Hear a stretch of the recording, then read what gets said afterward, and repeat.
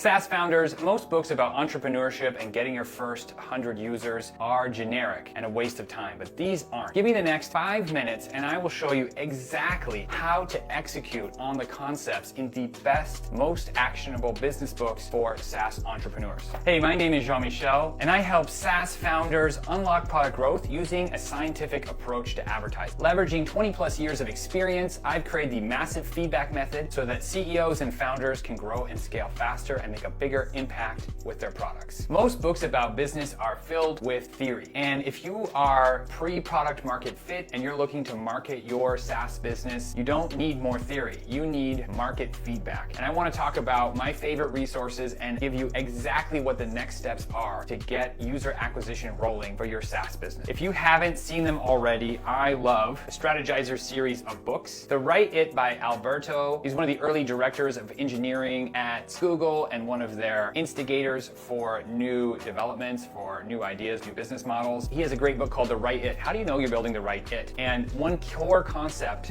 is the time tell data. So there's many ways that you could find something out. Let's say you know your biggest risks. Does anyone want my app? Will anyone pay for my app? How will I get users, right? These could be your top 3 risks or assumptions that you don't know. There's so many ways you could solve it, but you need to evaluate in terms of time tell data. One way to answer these questions is build the app, launch it, build an MVP, build an audience, drive traffic from your audience, but that might take you 6 to 18 months to get real traction going the organic route. The best and most actionable one of them, if you're a SaaS founder, is Testing Business Ideas by David J. Bland. And it kind of walks through how to map out the riskiest assumptions of your business and test them. The concept is great. These are legitimate, great ways to validate your product. The problem is, if you don't know how to properly execute these tests, you're gonna get a false negative, right? You're gonna not have results and not understand what they mean. So let's talk about the simple landing page test. The whole startup community, we all know you need a lander. You can have a lander running before you have even made your product. You can start with a lander, or if you have a product, you can start driving users to your lander. So this is just one of the many tests that you can do to validate the riskiest assumptions about your business. So how do you go about driving traffic to the lander? Not all traffic is created equal. In order for this to work, you have to know an incredible amount about your customers. Have you talked to 100 users already? And how do you jumpstart this?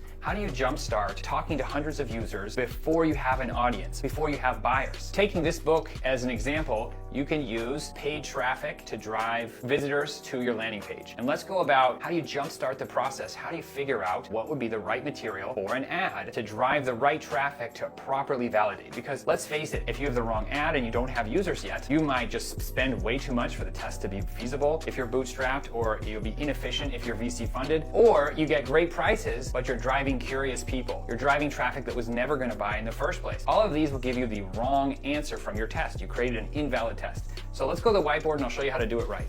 The key to testing these the right way is to isolate your variables and work your way up to a traffic ad. And you have to start with the most important variable first. Which one has the highest dependencies? So here's how to validate your lander and start getting your first 100 users to prove your concept is viable. The first step is to run rapid 24-hour tests to isolate the chief pain reliever that is important to your users. The number one thing you want to know is pain. You can do this through customer conversations, or you can run cheap $3 24-hour tests. You can run isolated tests to identify what's the biggest pain. Then you systematically test your creative and create an ad. So we're seeing, do people click on this pain? Do we know the chief pain reliever? Then we're seeing, do people click on an ad that's reasonable performance that could drive traffic? Once you have an ad that's driving traffic that's based on the chief pain, then you can look at lander conversions, step 3. Lander conversions as well. You can't just start with your first lander and see if it performs to see if it works. Most first attempts at landers do terribly. You should know that the web average for a lander conversion rate is like 2%, and that means it's horrible. It's horrible.